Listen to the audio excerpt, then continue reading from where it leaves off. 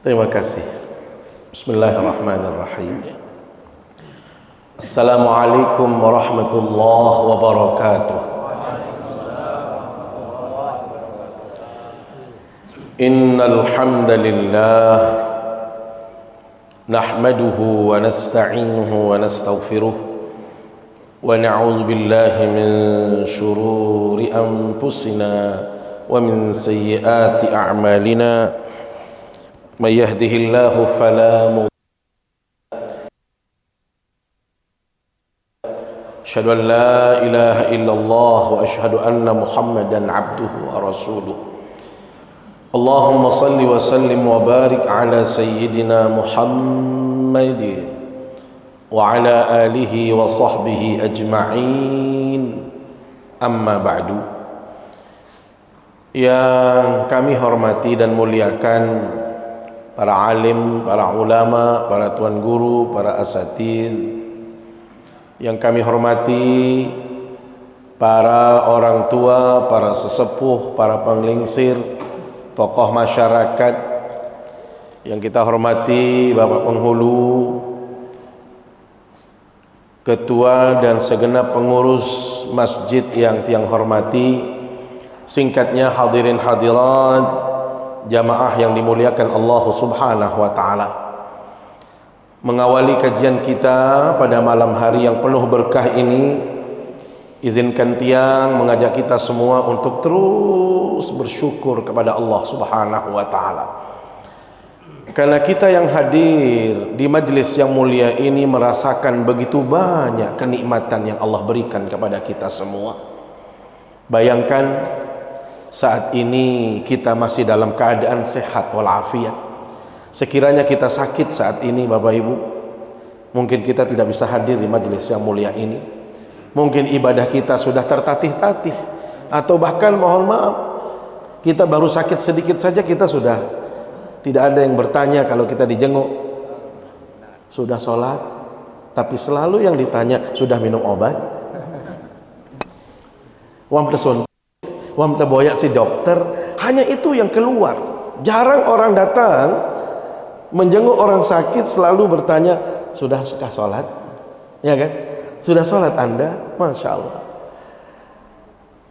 Ini artinya kita merasakan nikmat yang luar biasa. Sehat yang kita rasakan saat ini adalah anugerah yang sangat besar yang Allah berikan kepada kita semua.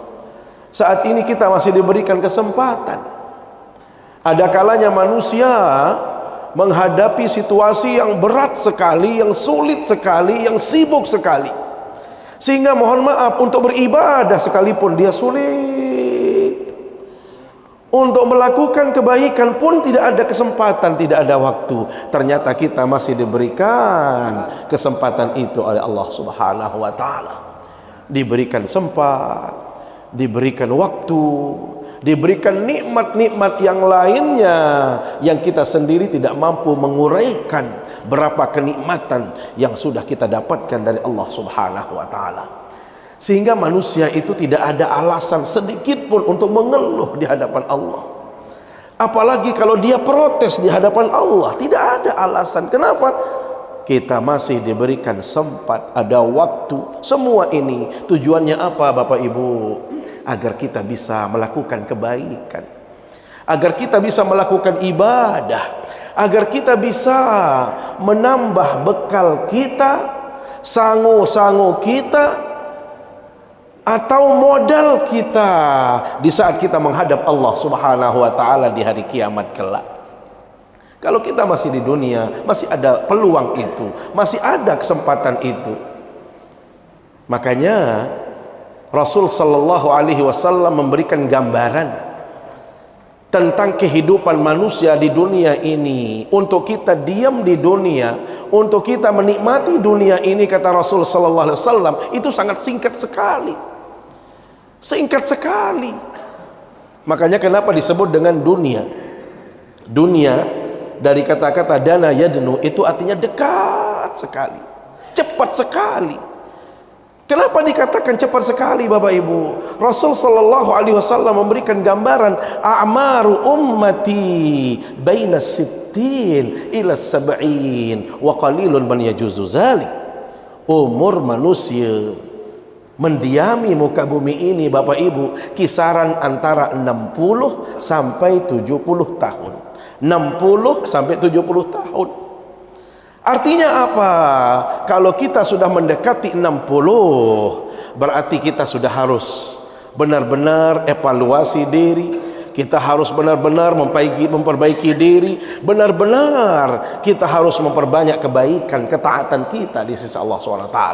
Sehingga akan rugi seseorang bila mana di usia sudah sampai 60 masih belum baik, masih belum bertaubat, masih silau dengan kehidupan dunia, padahal dia sudah mencapai 60 tahun, apalagi 70 tahun.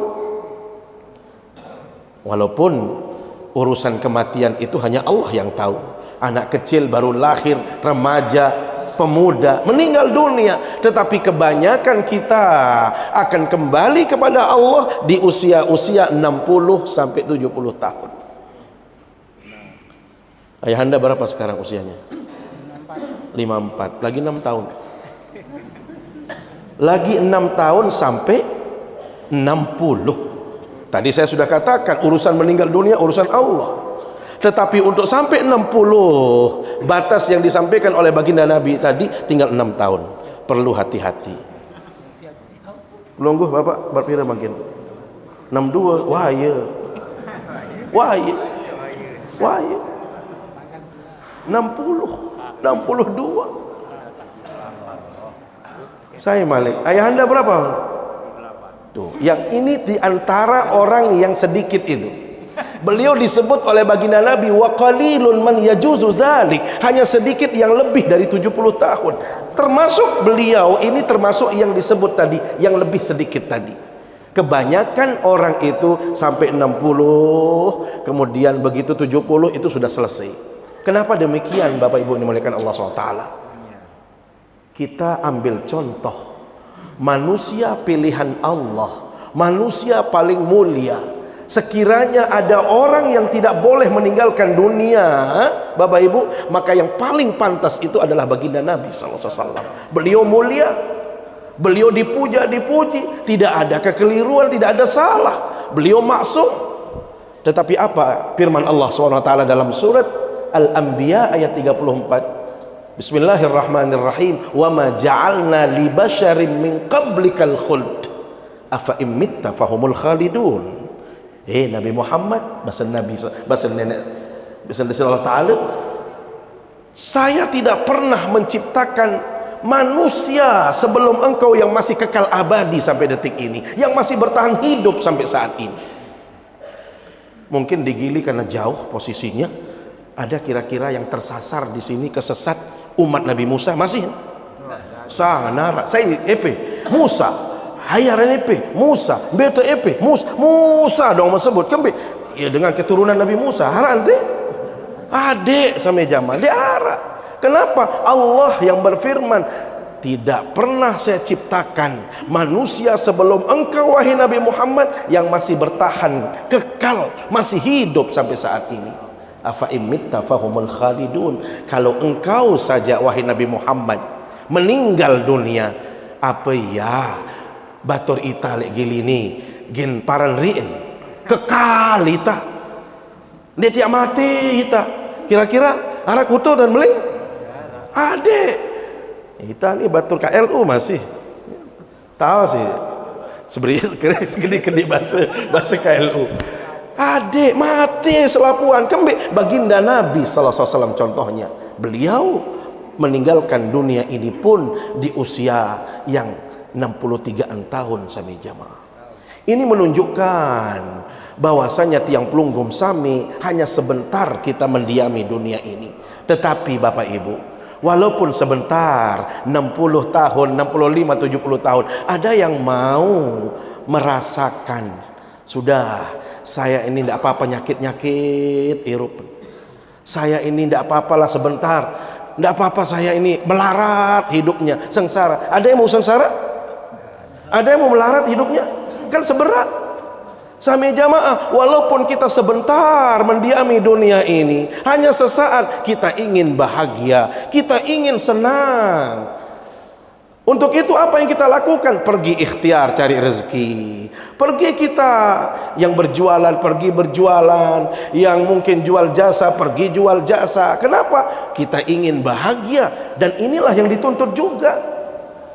Maka kalau di dunia yang sesaat saja kita ingin bahagia, pergi mencari yang namanya rezeki, maka Bapak Ibu, logika yang harus kita bangun, bagaimana dengan akhirat kelak? Kalau di dunia yang sesaat kita perlu bekal, perlu modal, maka akhirat yang kekal abadi, yang selamanya kita menikmatinya, memerlukan modal yang banyak, memerlukan bekal yang banyak. Apa sebaik-baik bekal tiang pelunggum sami hamba Allah? Ingat dalam surat Al-Baqarah Allah menegaskan, wa tazawwadu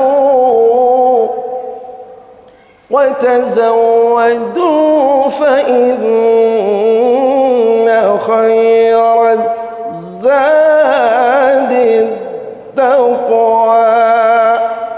Wa tazawwadu manik nenek, peluik bekal, peluik modal, peluik sangu kita, perbanyak yang namanya investasi kita, perbanyak kebaikan-kebaikan kita. Dan apa modal bekal yang paling baik menghadap Allah? Ketakwaan kita kepada Allah Subhanahu wa taala. Maka malam hari ini kita hadir di majelis yang mulia ini, salah satu tujuan kita adalah untuk menambah bekal-bekal kita, untuk kita memperbanyak ketaatan-ketaatan kita, sehingga kita juga kalau sudah banyak kebaikan yang kita lakukan, maka berlaku doa yang sering kita panjatkan. Apa itu?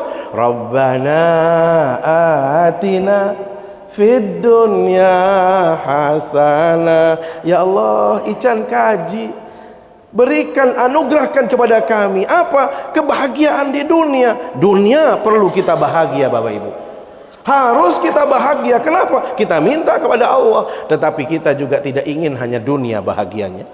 Kita tidak hanya ingin yang sesaat bahagia. Wa fil akhirati hasanah, kita ingin akhirat pun juga kita merasakan kenikmatan kebahagiaan. Wa qina adzabannar, dan kita diselamatkan dari siksa api neraka.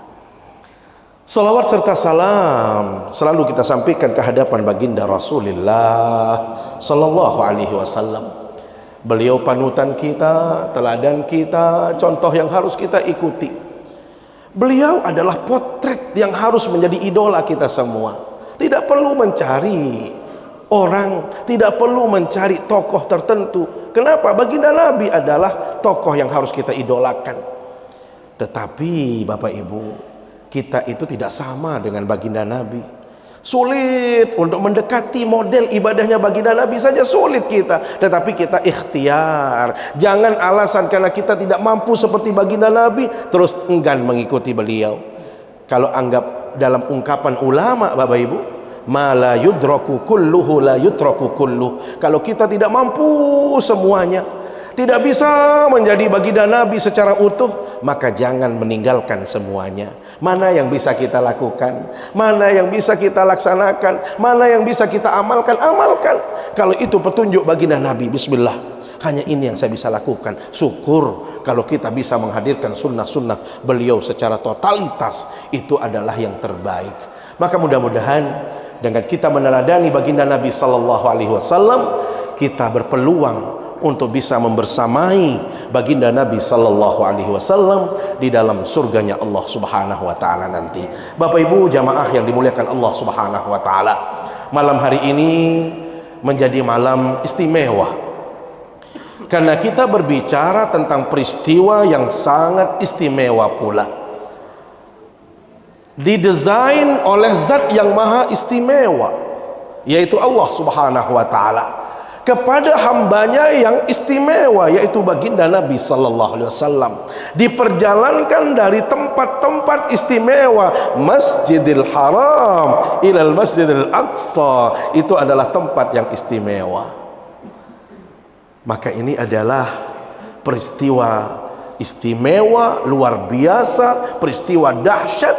Karena itu ulama tafsir menjelaskan, di saat Allah Subhanahu wa taala mengawali awal surat Al-Isra, subhanalladzi asra bi'abdihi lailan. Subhana, kata ulama tafsir, itu menunjuk kepada peristiwa yang luar biasa. Setiap ungkapan Allah yang diawali dengan subhana, maka itu menunjuk kepada peristiwa yang dahsyat, peristiwa luar biasa, peristiwa yang spektakuler, atau dalam bahasa agama disebut sebagai amrun khariqun lil adah, sesuatu yang di luar kebiasaan, sesuatu yang tidak bisa dicerna oleh akal sehat manusia. Sepintar-pintar saudara-saudara tiang di gili air, walaupun dia hebat, dia seorang ilmuwan, dia orang yang luar biasa, kalau kita memikirkan Isra dan Mi'raj, pendekatannya akal semata, orang itu pasti akan berkesimpulan impossible, mustahil terjadi. Kenapa? Karena akal manusia terbatas. Karena itu di dalam beragama, Bapak Ibu yang dimuliakan Allah SWT, akal itu bisa kita gunakan, tetapi tidak selamanya kita harus berlogika dalam urusan agama. Jangan sedikit-sedikit disuruh begini, ndot julu, pikiran julu. Tidak perlu. Akal silahkan digunakan, tetapi jangan mengidolakan akal di atas segalanya, sehingga seolah-olah kita hanya mengikuti petunjuk yang bisa masuk akal. Maka tingkatan yang lebih tinggi dari akal adalah apa? Di situ yang disebut dengan keimanan kepada Allah Subhanahu wa taala.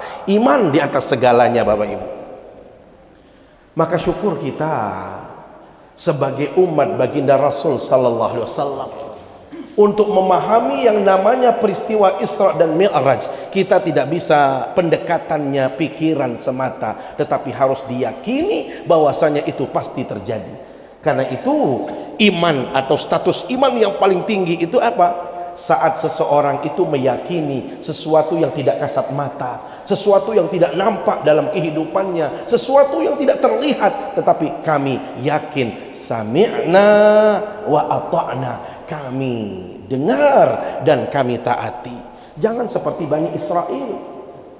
Bani Israel itu selalu kalau dia diperintahkan sesuatu, kalau dia diberikan petunjuk atas sesuatu, selalu dia katakan sami'na wa asaina. Kami dengar tetapi kami tidak hiraukan, kami ingkari semua itu. Maka tingkatan iman yang paling tinggi itu adalah alladzina yu'minuna bil ghaib. Mereka-mereka yang beriman kepada sesuatu yang gaib. Allah gaib apa nampak? Kita percaya kepada Allah? Alhamdulillah. Kita percaya akan hari kiamat? Sudah kita lihat? Alhamdulillah. Belum saja kita percaya. Kita percaya akan kebangkitan? Besok kita akan dibangkitkan. Kenapa kita percaya? Iman yang membawa kita percaya, Bapak Ibu. Kalau tiang bertanya, kira-kira kita meninggal apa tidak? Mati apa tidak kita? Kenapa? Kenapa kita percaya akan mati? Karena kita lihat hampir setiap saat inna lillahi wa inna ilaihi raji'un. Kan kita dengar pengumuman di mana-mana, ada orang yang membawa keranda jenazah ke kuburan. Kita yakin, kenapa? Kita lihat.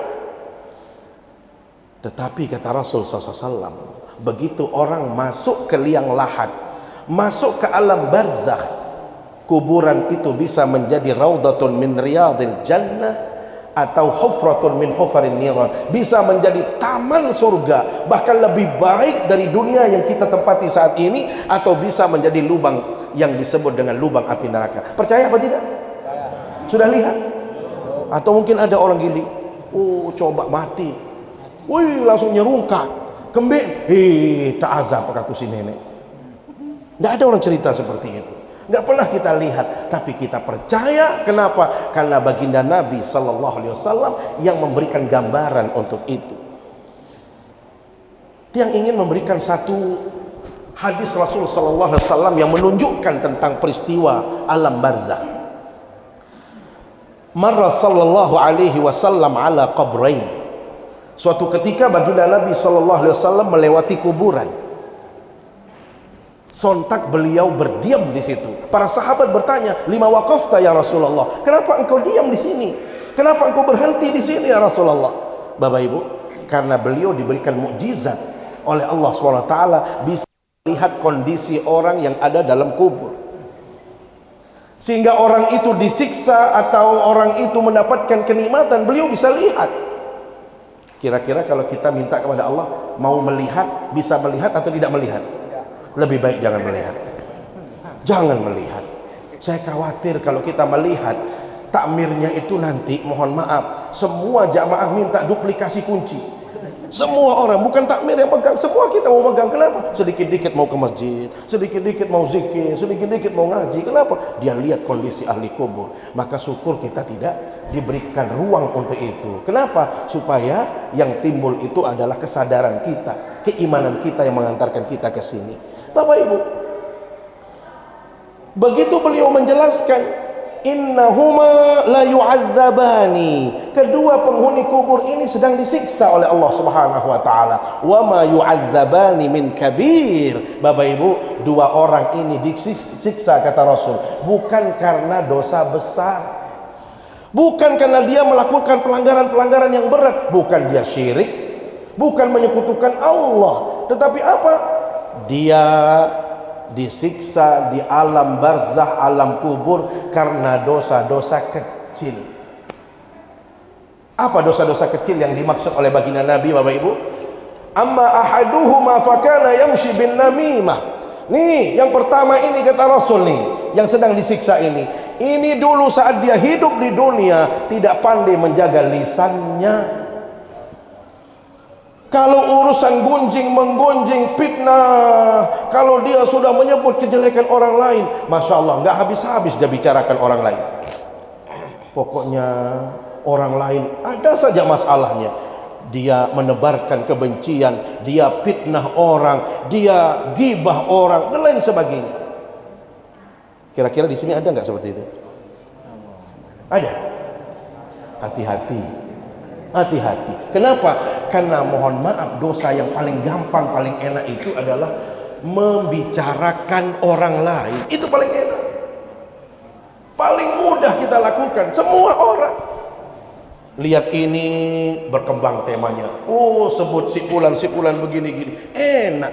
Masya Allah, tadi kita hanya ketemu di jalan, sambil jalan, Masya Allah, keluar bicarakan orang, ya, mulai syirik kepada orang, orang dapat rezeki, dia yang sewa, dia yang cerita macam-macam. Wah, ini dia pakai azimat, ini dia pakai macam, Masya Allah. Bapak Ibu, inilah dosa yang paling sulit kita rem, itu adalah membicarakan orang. Maka kita harus hati-hati.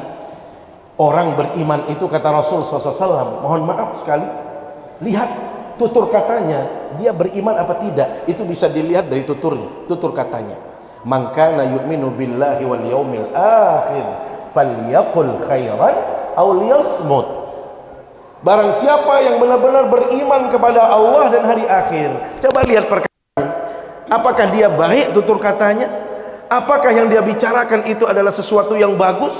Kalau dia baik, bagus, yang keluar adalah kata-kata bijak, hikmah, tidak pernah membicarakan aib orang lain, Masya Allah, inilah orang yang beriman.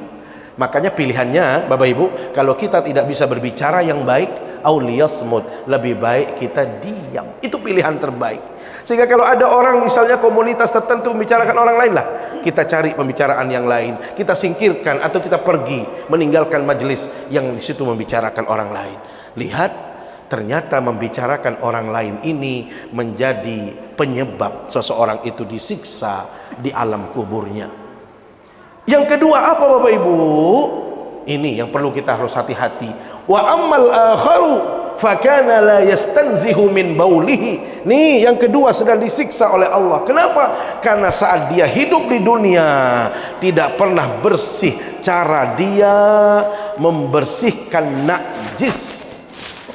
Terutama kalau dia habis kencing, buang air kecil, buang air besar, itu kadang-kadang belum tuntas, belum selesai, belum habis, dia sudah meninggalkan, atau mohon maaf dia sudah berhenti mencucinya.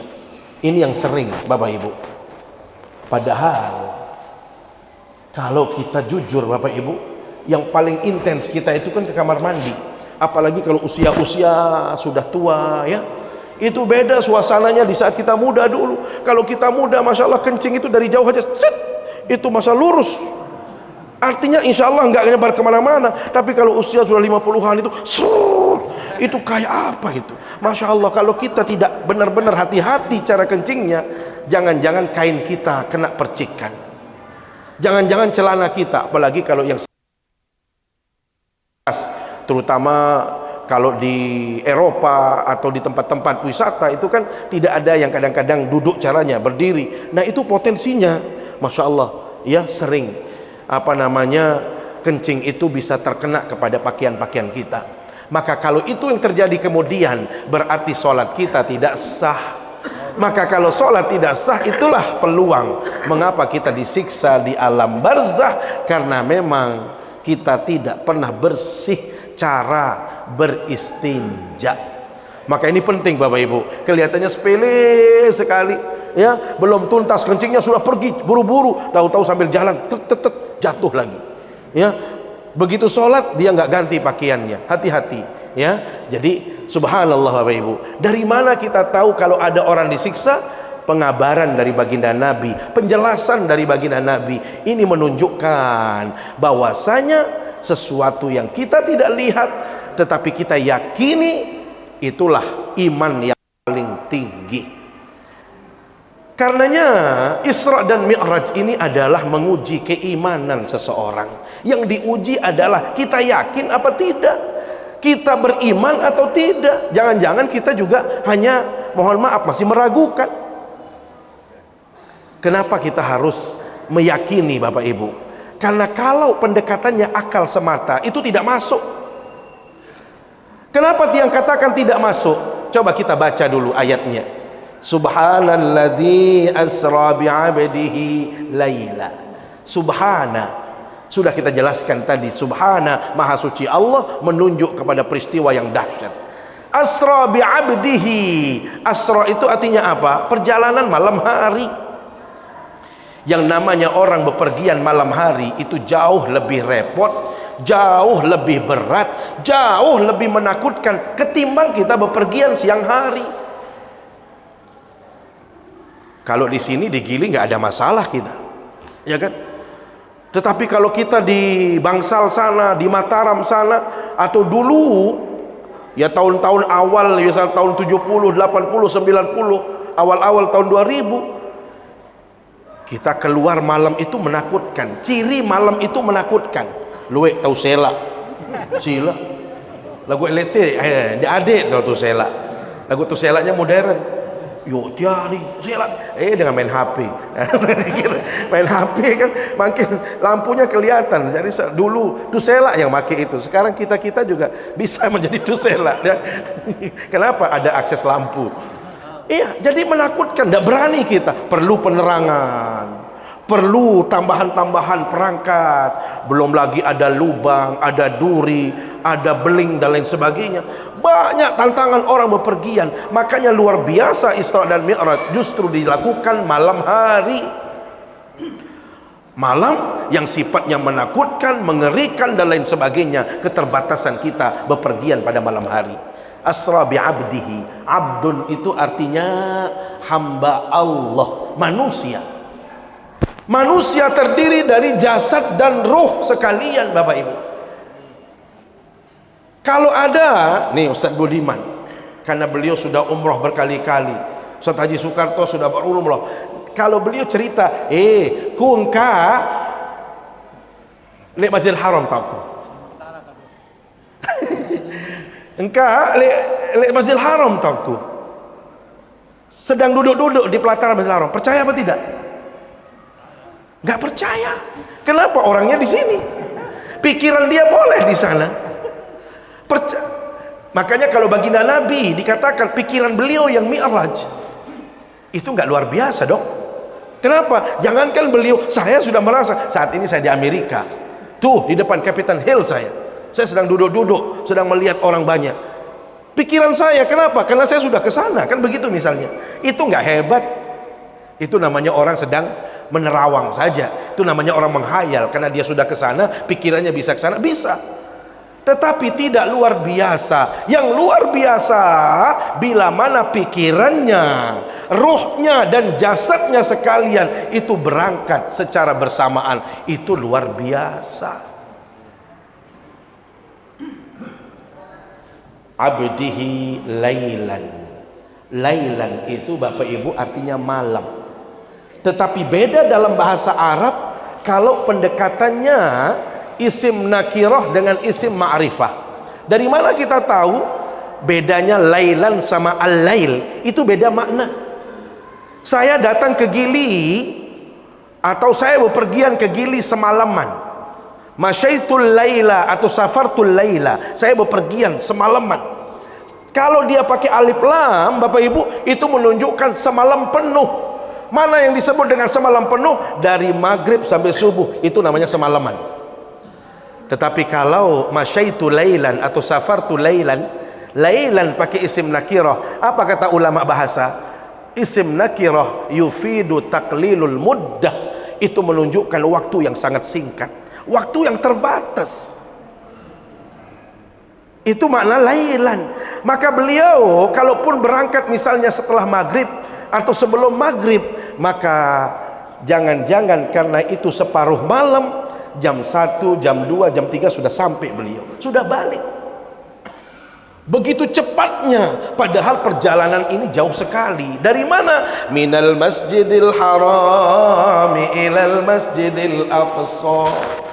Dari Masjidil Haram di kota Mekah menuju Masjidil Aqsa di kota Palestina. Bapak Ibu, orang Arab dahulu kalau bepergian dari Mekah menuju Palestina dengan menggunakan alat transportasi berupa onta atau sejenisnya, baru akan sampai kalau dia sudah bepergian 40 hari 40 malam. Bisa dibayangkan jauh apa tidak? Jauh. 40 hari 40 malam. Itu pun bukan jalan kaki, menggunakan kendaraan berupa onta. Makanya Allah, ini menjadi luar biasa. Kenapa? Perjalanan 40 hari 40 malam itu hanya ditempuh dalam waktu yang sangat singkat. Dan beliau dalam riwayat Bapak Ibu, saat beliau diberangkatkan bersama Jibril, bukan langsung dari Masjidil Haram menuju Masjidil Aqsa. Dalam riwayat dijelaskan beliau disinggahkan oleh Allah di tempat-tempat yang istimewa, tempat-tempat yang bagus-bagus. Apa itu? Beliau mampir di Taibah namanya. Taibah itu nama lain daripada kota Madinah, atau dulu dikenal dengan Yathrib. Itulah beliau singgah di situ. Beliau juga singgah di Tursina, tempat Nabi Musa mendapatkan wahyu. Beliau juga singgah di Bethlehem, tempat Nabi Isa dilahirkan. Barulah beliau sampai ke Masjidil Haram, Masjid Aqsa. Bapak Ibu, saya dulu pernah mengenyam pendidikan di Yordania, sama dengan anaknya Pak Penghulu, Ustadz Imam. Itu sama, kampus yang sama. Kalau tiang bepergian dari Jordan, Yordania itu ibu kotanya Amman. Jadi kalau kita mau ke Palestina itu wajib melalui Yordania. Jadi Palestina itu kelihatan dari Yordania. Ada bayangan yang tiang lihat. Begitu baginda Nabi Isra dan Mi'raj, itu kelihatan bayangan-bayangannya. Bagaimana letihnya, bagaimana capeknya kalau kita bepergian dengan cara biasa. Kenapa? Karena tiang saja kalau mau pergi umroh lewat darat misalnya, jalur darat, jalur bawah, itu dari Amman, ibu kota, dengan mobil yang sangat cepat, itu bisa nyampe Tabuk itu sekitar 5 jam. Belum di Tabuk itu biasanya di border, itu lama prosesnya. Dari Tabuk, perbatasan Saudi, barulah kita paling dekat itu Madinah. Itu paling dekat bisa 8 jam. Bisa 10 jam kalau dengan aturan sekarang. Mekah Madinah, yang dulu kalau kita tidak menggunakan speed, terserah kita lah, kira-kira begitu kalau sopirnya, bisa 4 jam. Sekarang karena sudah aturan pemerintah Saudi, segala sesuatu pakai kamera direkam, maka sopir itu nggak berani lebih dari batas maksimal 70 km paling maksimal per 100. Maka untuk sampai ke kota Mekah dari Madinah sekarang ini sampai 6-7 jam. Bayangkan, tiang sudah melihat kiri kanan bagaimana perjalanan orang-orang terdahulu, Bapak Ibu. Maka subhanallah, ini adalah peristiwa yang luar biasa, yang dahsyat sekali. Belum lagi beliau dari Masjid Aqsa, itu bukan beliau hanya sampai begitu biasa-biasa saja, tidak. Beliau didaulat menjadi imam salat di situ, dan makmumnya adalah para nabi. Saat itu beliau mi'raj, Bapak Ibu. Mi'rajnya beliau itu ibaratnya singgah di stasiun-stasiun. Beliau di pangkalan-pangkalan. Di situ langit pertama pangkalannya para nabi. Langit pertama beliau berjumpa dengan Nabi Adam alaihissalam. Selesai berjumpa dengan Adam alaihissalam, beliau naik ke langit kedua. Beliau berjumpa dengan Nabi Yahya dan Nabi Isa alaihissalam. Dari langit kedua naik ke langit ketiga, berjumpa dengan Nabi Yusuf alaihissalam. Dari langit ketiga beliau singgah ke langit keempat, berjumpa dengan Nabiullah Idris alaihissalam. Dari 5 ke 6, yang di kelima beliau berjumpa dengan Nabi Harun. Kemudian di ke-6 beliau berjumpa dengan Nabi Musa alaihissalam. Barulah beliau di langit ke-7 berjumpa dengan Nabiullah Ibrahim alaihissalam. Bisa dibayangkan berapa tahap itu. Sehingga hadirin hati Allah, kalau pendekatannya semata adalah akal, maka kita akan mengatakan itu mustahil terjadi. Kenapa? Orang Arab saja dulu 40 hari 40 malam, belum lagi malam hari, belum lagi perjalanan yang sangat jauh sekali, itu tidak mungkin terjadi. Maka Bapak Ibu yang dimuliakan Allah SWT, iman inilah yang harus kita pelihara. Iman inilah yang harus kita suntik, kita jaga dia. Kenapa? Karena iman inilah satu-satunya yang menjamin kebahagiaan kita. Bukan harta yang kita miliki, bukan status sosial yang saat ini yang tinggi, tetapi iman, Bapak Ibu. Sementara iman itu sendiri cobaannya berat, luar biasa. Al-iman yazidu wa yanqus, bahasa Nabi SAW. Iman itu kadangkala bertambah, terkadang berkurang. Coba kita rasakan, lebih banyak bertambahnya apa lebih banyak kurangnya? Lebih banyak kurangnya. Maka kalau kita ingin konsisten dia bertambah terus, maka bahasa Nabi SAW, yazidu bit ta'ah. Kita harus tetap taat. Kita harus taati perintah Allah, kita laksanakan semua perintahnya. Maka itulah cara kita merawat keimanan ini. Bapak Ibu yang dimuliakan Allah Subhanahu wa ta'ala, saat beliau balik dari Mi'raj, beliau mengumpulkan para sahabat dan orang-orang kafir Quraisy pada waktu itu. Berceritalah baginda Nabi, semalam saya begini kronologinya. Bapak Ibu, kalau orang yang penggunaannya akal semata seperti orang kafir Quraisy, dia akan mengatakan ini tidak mungkin. Lihat Nabi Muhammad sudah stres. Ini gara-gara meninggal pamannya, meninggal istrinya, dia stres, linglung dia. Sudah, nggak perlu didengar Nabi Muhammad, nggak perlu ditaati. Kenapa? Orangnya bermasalah. Bapak Ibu, saat itu orang kafir Quraisy tidak percaya kepada baginda Nabi, maka mereka bertanya kepada Abu Bakar As-Siddiq. Abu Bakar, Anda pertahanan terakhir, saya hanya percaya kepada Anda. Coba menurut Anda, wahai Abu Bakar, apa yang diceritakan oleh Nabi Muhammad menurutmu benar apa tidak? Bapak Ibu, inilah kualitas keimanan yang paling hebat di muka bumi. Inilah orang yang benar-benar beriman di hadapan Allah. Beliau katakan apa? Wallahi, demi Allah, inni la usaddiqu ma huwa akbaru min dzalik. Kalau itu datang dari Nabi Muhammad sallallahu alaihi wasallam, maka cerita yang lebih dahsyat dari Isra dan Mi'raj sekalipun, saya tidak ada keraguan sedikit pun. Itulah orang beriman, Bapak Ibu. Jadi tidak ada keraguan. Model Abu Bakar ini sudah. Makanya Rasul sallallahu alaihi wasallam dalam sabdanya, "Lawuzina imanu Abi Bakrin As-Siddiq bi imanin nasi jami'an la rajahathum." Kalau ditimbang beratnya iman Abu Bakar seorang diri dengan semua manusia muslim yang ada di muka bumi ini, yang di Eropa, di Amerika, di Argentina, di Australia, di Asia, di Saudi, di Indonesia, semua orang Islam ditimbang dengan satu orang Abu Bakar As-Siddiq. Apa kata Rasulullah SAW? Masih lebih berat iman Abu Bakar As-Siddiq sendiri.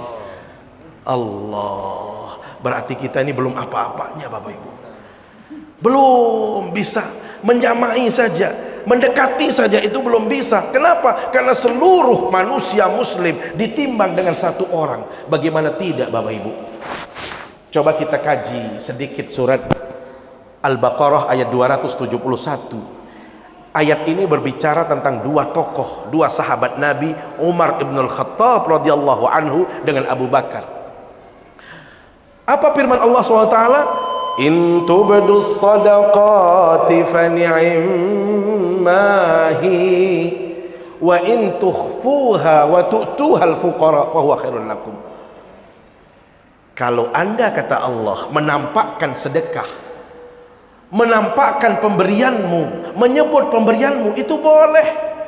Jadi kalau kita bersedekah diumumkan boleh, di masjid juga boleh diumumkan. Kenapa? Intu bedus sadaqat fa ni'mahi. Kalau Anda tampakkan sedekah Anda, itu boleh, itu baik kata Rasul.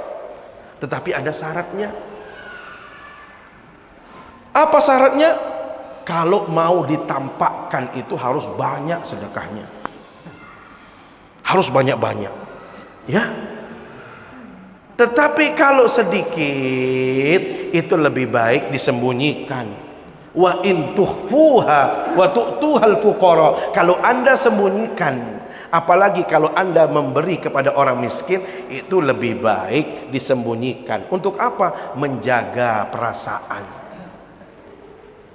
Ita beng ya 2 yu le 2 bulan sa liwat masih sebut wah beng 2 yu lah, kan melila nih. Jadi melila, kasihan dia. Tapi kalau banyak itu boleh disebut. Maka kalau ada Budi, ada yang bersedekah banyak-banyak, sebut saja dia. Lagu ini modal 2 yu milik tersebut, bebehang buang listrik doang, ngepin strom mahal. Ini mau 2 yu lah, boleh jual Jumat, burung sembahyang Jumat disebut-sebut. Siluwe. Jadi syaratnya disebut, diumumkan itu harus banyak. Supaya apa? Memotivasi orang lain. Ya, karena kalau sudah banyak itu nggak perlu ditanya ikhlas, yang penting ikhlas. Yang orang yang berkata yang penting ikhlas itu orang pelit. Kalau orang ikhlas itu sudah nggak berbicara itu lagi. Orang yang banyak itu nggak sudah berbicara ini, ya sudah lewat itu. Ya, Bapak Ibu yang dimuliakan Allah SWT. Maka ayat ini begitu ditanya kepada Abu Bakar As-Siddiq dan Umar bin Al-Khattab. Umar terlebih dahulu. Wahai Umar, berapa sedekahmu? Untuk agama ini berapa yang sudah kamu sedekahkan? Tipologi Umar itu orangnya tegas. Bicara itu nggak bisa pelan. Jadi beliau streng orangnya, kan tegap.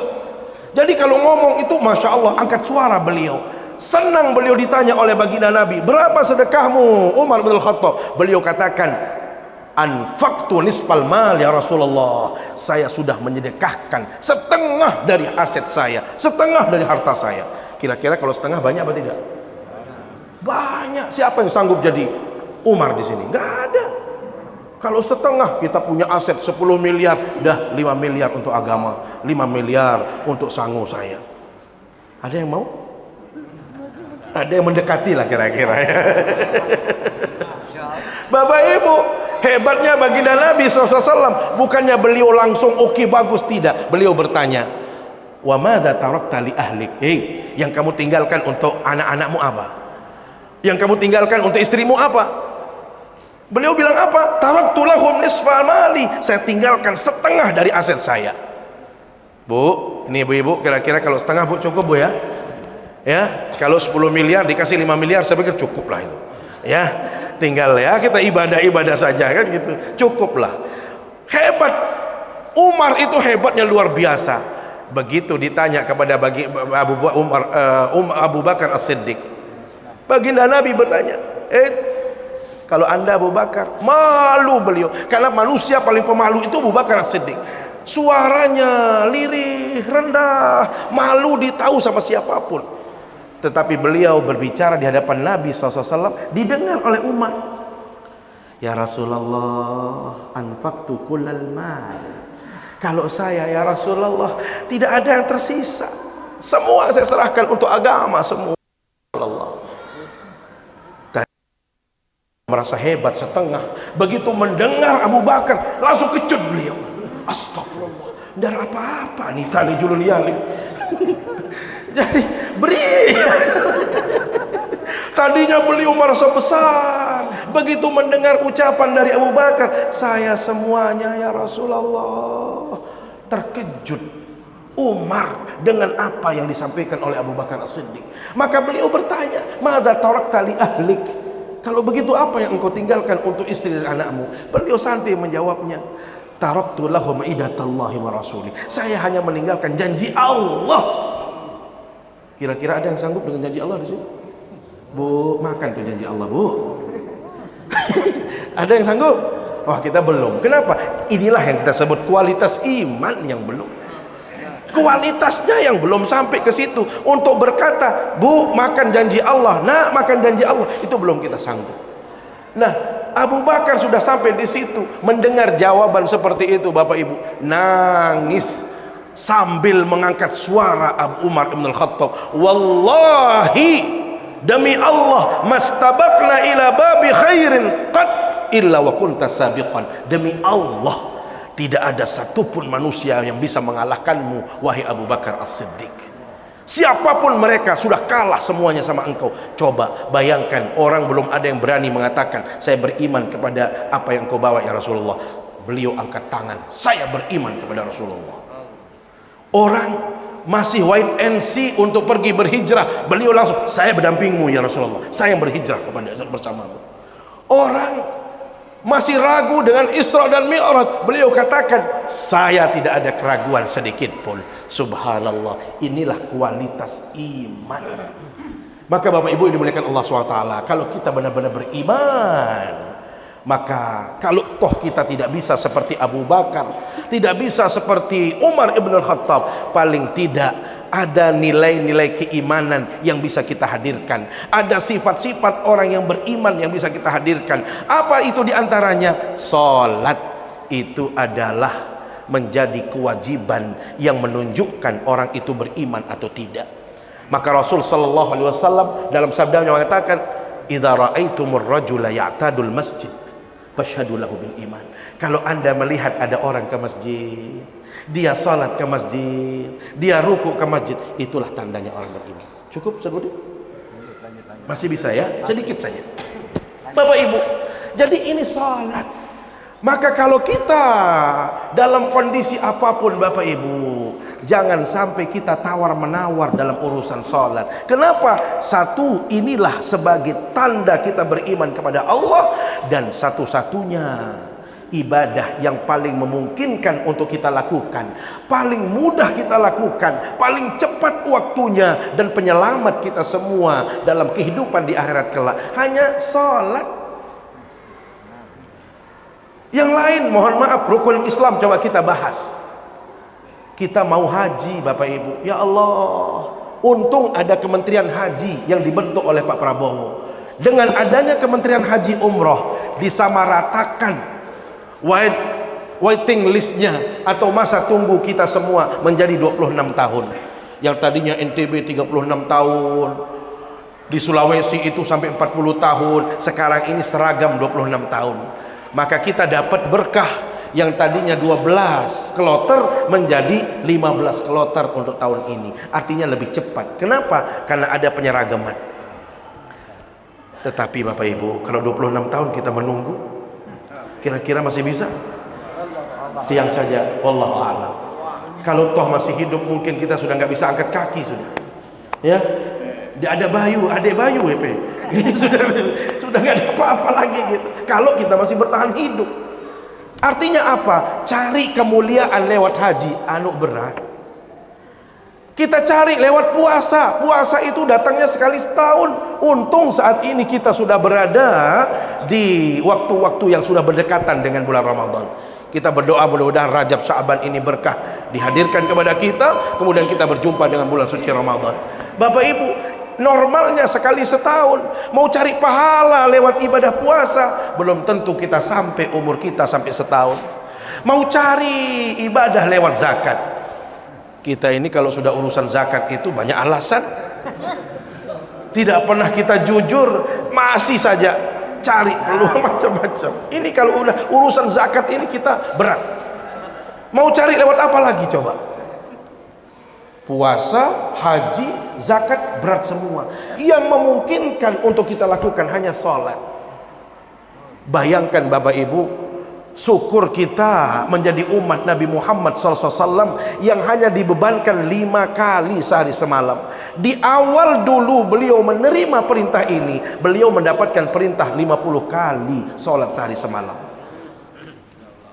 Bermbiru nepe ya lalu juk laut, pira nepe juk begawian sampai jaman. Tidak bisa kita apa-apa. Kenapa? Sholat saja.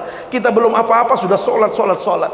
Maka begitu baginda Nabi turun dari Mi'raj berjumpa dengan Allah SWT, beliau mampir kepada Nabi Musa alaihissalam. Pertanyaannya, kenapa Nabi Musa? Kenapa tidak Nabi Ibrahim yang lebih dekat? Kenapa tidak ke Harun? Kenapa tidak Yahya dan lain sebagainya? Kenapa Nabi Musa? Karena ada kesamaan risalah, ada kesamaan misi yang dibawa oleh Nabi Musa dengan Nabi Muhammad SAW. Satu, sama-sama beliau diangkat menjadi Nabi dan Rasul. Bedanya beliau Nabi Musa diutus lebih dahulu, berarti ada pengalaman. Dibanding dengan Nabi Muhammad, beliau itu khatamun nabiyyin, beliau adalah penutup. Sama-sama mendapatkan kitab suci, sama-sama mendapatkan perintah sholat. Orang dulu juga sholat, puasa, tetapi beda caranya saja. Sama-sama punya umat. Jadi Nabi Musa itu punya umat yang luar biasa, banyak umatnya, tetapi tidak sebanding dengan umat Nabi Muhammad. Jadi ada kesamaan, risalahnya sama, punya kitab suci, punya umat, punya kewajiban. Maka justru beliau datang kepada Nabi Musa karena beliau tahu Nabi Musa itu punya pengalaman terlebih dahulu dibanding beliau. Maka begitu sampai kepada Nabi Musa, pertanyaan Nabi Musa apa? Wahai Nabi Muhammad, apa perintah Allah terhadapmu? Beliau katakan apa? Amaranillah subhanahu wa ta'ala khamsina salatan. Saya diperintahkan untuk salat 50 kali sehari semalam bersama umatku. Kaget luar biasa Nabi Musa. Yang paling kaget itu Nabi Musa. Makanya beliau katakan apa? Ya Muhammad, irji' ila rabbik fas'alhu takhfif. Nabi Muhammad SAW, tulak ujuk nenek, kembali kepada Allah. Untuk apa? Minta diskon, minta pengurangan. Kenapa? Fa inna ummataka la tutiqu dzalik. Mustahil umat sida yang mampu gawe. Bapak Ibu, karena saran daripada Nabi Musa, beliau bolak-balik berkali-kali terus sampai menjadi 5. Itu pun Nabi Musa ya bahasa ending ngasih. Wahai Nabi Muhammad, karing sekali tulah kojok nenek. Kenapa? Umat sideno Denman bau terbandingan kaca umat kaku, bahasa beliau. Tidak bisa dibandingkan. Umat saya besar-besar, umurnya ratusan tahun, bisa 300, 500. Umat-umat terdahulu itu panjang-panjang, usianya panjang, manusianya tinggi-tinggi. Namun terbandingan kaca umat sida Nabi Muhammad, wah kece-kece, umur arak sekali pekelan oke, pekelan doang setahun. Umat Nabi Muhammad ni masya Allah, pekel-pekel, kocet-kocet lu akal. Ya bahasa Nabi Musa, mohon maaf, aneh baik endang sih. Ya wahai lu akal, lu masih ada kocet-kocet, pasti nak bergah, pasti lu akal ti. Sampai jamaah. Nabi Muhammad itu mohon maaf, Nabi Musa itu karena punya pengalaman tadi. Bayangkan, makanya tiang kalau di Yordania itu ada namanya Petra. Petra itu kan gunung yang dipahat menjadi keajaiban dunia. Makanya orang dahulu itu Bapak Ibu nggak perlu pakai anjah yang miak-miak. Kembek ya tinggang-tinggang. Umur 500 tahun. Bayangkan Nabi Nuh. Dalam riwayat beliau usianya 1500 tahun. Masa nak kocet manusia? Ini baik kocet lamun 1.500 disesuaikan. Orangnya panjang usia, manusia belek-belek. Makanya tiang lamuk lampak-lampak termasuk leiti. Baru tiang, nih badek sisa-sisa. Umat-umat terdahulu tiang seriuk napi lulun kayu. Apa itu? Pohon kelapa yang tinggi-tinggi itu yeling tiang ni jak sisa-sisa peninggalan nabi-nabi sajulu ni. Kembeen sampai jamaah tinggang-tinggang. Orang dahulu kalau mengambil kelapa enggak perlu dia naik, tinggal berdiri ambil. Lagu si Adil, nenek umat Nabi Muhammad kecil-kecil usianya pendek-pendek, tepiak angen nyiur khusus pohon kelapa hibridaran. Pohon kelapa hibrida ni umat Nabi Muhammad. Iya, wah mula ni gitu ya. Jadi EP mele sekombok tukul-tukul dah bau. Ya kode model tiang berbeda taik. Jaringkan sakuning doang niki masih pertengahan. Mungkin ya dendek-dendek. Nah, ini hikmahnya. Jadi ini adalah keadilan Allah Subhanahu wa taala. Di saat umur manusia semakin pendek, manusianya kecil-kecil juga dibuatkan sesuatu yang bisa mensupport apa yang menjadi kebutuhannya. Bapak Ibu ini dimuliakan Allah SWT. Maka ya bahasa nenek tipak baginda Nabi Muhammad, beliau sudah bilang qad istahyaitu min rabbi, saya malu bolak-balik menghadap Allah. Maka Allah katakan walaupun 5 tapi nilainya sama dengan 50 kali sehari semalam. Maka Bapak Ibu ini dimuliakan Allah SWT, ini peluang, ini kesempatan mumpung kita masih hidup. Sampunan tiang pelugum sami nyesal muri. Di dalam surat Az-Zumar 56 dan seterusnya ada orang-orang yang menangis di sisi Allah. Antakula nafsun ya hasrata ala ma farrattu fi jambillah wa in kuntu laminas sakhirin. Ya Allah, nyesal saya ya Allah. Kenapa dulu saya enggak rajin sholat? Kenapa dulu saya enggak rajin ngaji? Kenapa dulu saya tidak beramal saleh? Kapan dia nyesal? Di hari kiamat. Bau tak tulak balik? Dalangan. Maka sabi jamaah, orang yang tidak taat kepada Allah, wa in kunta laminas sakhirin, orang itu sedang mengolok-olok agama Allah, mengolok-olok Allah itu sendiri, menghina jadinya kalau kita tidak taat kepada Allah Subhanahu wa taala. Maka salat ini Bapak Ibu merupakan cara Allah untuk memberikan kita kebaikan-kebaikan. Kira-kira kalau kita digili ain ini semuanya Pak Penghulu selaput tambah surga, kira-kira cemoh tak benda? Senang apa tidak? Senang, Masya Allah. Kita bisa satu dusun ini, satu desa bisa masuk surga semuanya. Kenapa? Karena Allah yang mengatakan itu. Tetapi ada orang yang mohon maaf, bisa saja dia tidak masuk di situ. Sehingga besok Pak Penghulu absen satu-satu. Nih, beak ni beak. Oh, ni surga. Wah, senang. Sani surga. Pak RT betau. Lah, edak ruan, edak betau. RT sa di arah net ini. Beak. Nggih, honen teriak tuh, tahu tiang ite tahu. Kullu nafsin bima kasabat rahina illa ashabal yamin fi jannatin yatasaaluna 'anil mujrim. Bibatul. Adil itu ite tuh tahu dia akan tersiksa si nenek. Mudah minta ketuan masalakakum fi saqar. Kembem tu tahu mesti dia. Enggak jawaban. Qalu lam naku minal musallin wa lam naku nut'imul miskin. Aku layak niku sembahyang. Tetui ta girang diskusi lontok. Barang kita duduk dia main kembang. Langsung bak masjid aku jabat. Bila dia dek sembahyang. Hati-hati Bapak Ibu yang dimuliakan Allah SWT. Jadi subhanallah, salat ini adalah cara kita untuk bisa mengumpulkan pahala, dan cara yang terbaik itu adalah melakukan salat di masjid. Kenapa? Karena baginda Nabi diperjalankan dari masjid menuju masjid. Dari masjid menuju, bayangkan untuk Isra saja dari masjid ke masjid. Ini menunjukkan apa? Masjid itu tempat terbaik di muka bumi ini. Kena hotel bintang 5 dan bau. Hotel bintang berapapun tidak bisa dibandingkan dengan masjid. Rasul SAW katakan apa? Khairul biqa'i al-masajidu wa syarrul biqa'i al-aswaqu.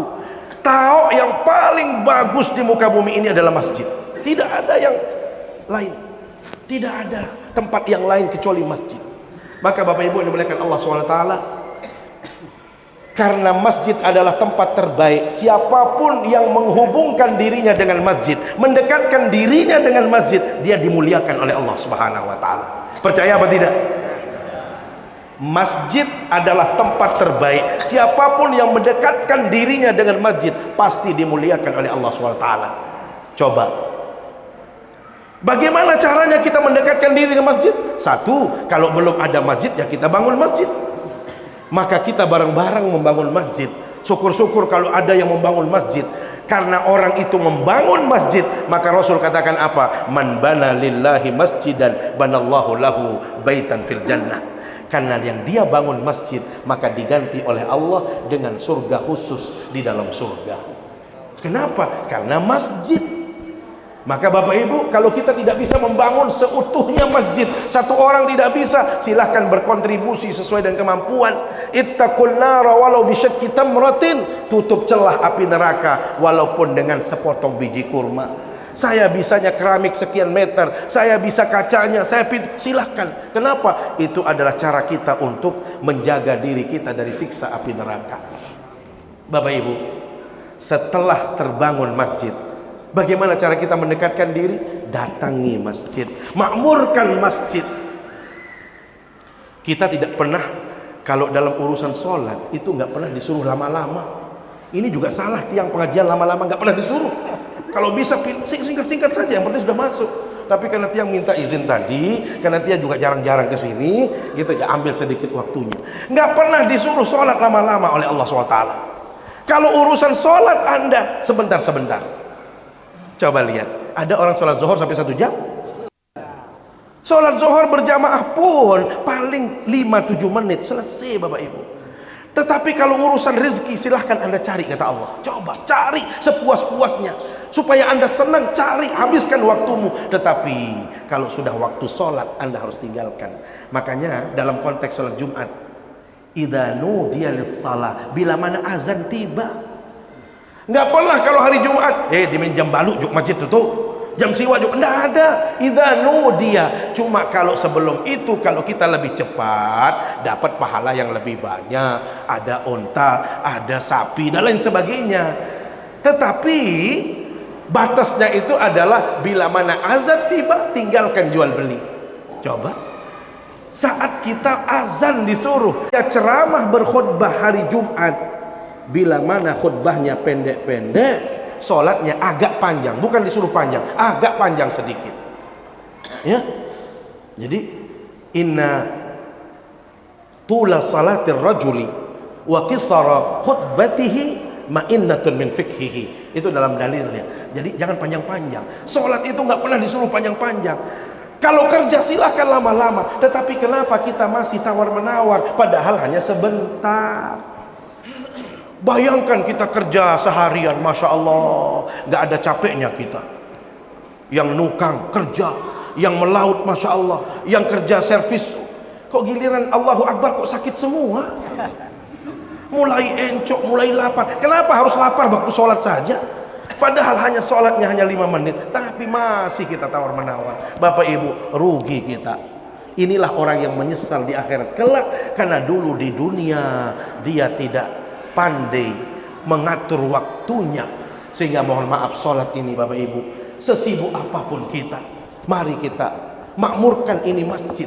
Karena mohon maaf, kalau kita mudah rezekinya jadi orang kaya, tidak terlalu sulit kita cari pahala. Bayangkan Ustaz Budi besok itu berangkat Mekah, saya juga berangkat sama beliau insyaallah tanggal 10 Februari. Artinya kalau kita sholat di Masjidil Haram sekali kan 150 tuh, 150 ribu. Bergeser ke Madinah 1000. 1000 itu banyak apa sedikit? Kalau mau tahu banyaknya 1000 itu Bapak Ibu, coba tes setelah sholat isya, coba tes saja, jangan serius, coba tes Allahu Akbar 4 rakaat, setelah itu Assalamualaikum lagi terus Pak. 10 saja sudah lumayan itu. Artinya untuk tahu bagaimana banyaknya yang 1000. Artinya apa? Kalau kita sering ke Masjid Nabawi, lumayan lah, ya kan? Ada cara kita untuk mengejar ketertinggalan kita. Nah ini yang mohon maaf, ke Masjid Nabawi tidak, Masjid Haram tidak, ke masjid di sini juga tidak. Mau bilang mau pahala duit. Itu maksud dia. Kalau kita ke sini saja, mohon maaf, paling tidak bisa menyamai, mendekati walaupun tidak sama. Kenapa? Langkah kita ke sini itu pahala.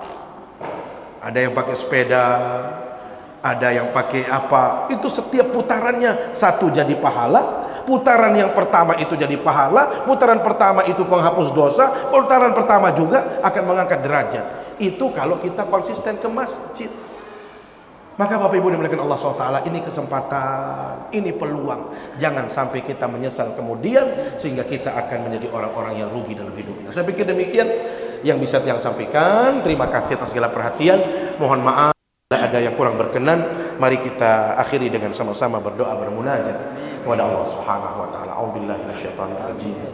Bismillahirrahmanirrahim. Alhamdulillahirabbil alamin. Wassalatu wassalamu ala asyrafil anbiya'i wal mursalin wa ala alihi wa sahbihi ajma'in. Allahumma ij'al jam'ana hadha jam'an mubarakan marhuma wa tafarruqana ba'da hadha tafarruqan hasanan ma'suma wa la taj'al fina wa la bainana shaqiyyan wa la mahruma. Allahumma ighfir lil muslimina wal muslimat wal mu'minina wal mu'minat al ahya'i minhum wal amwat innaka sami'un qaribun mujibud da'wat wa qadiyal hajat. Allahumma ij'alna muqimas salat ومن ذريتنا ربنا وتقبل دعاء يا رب العالمين.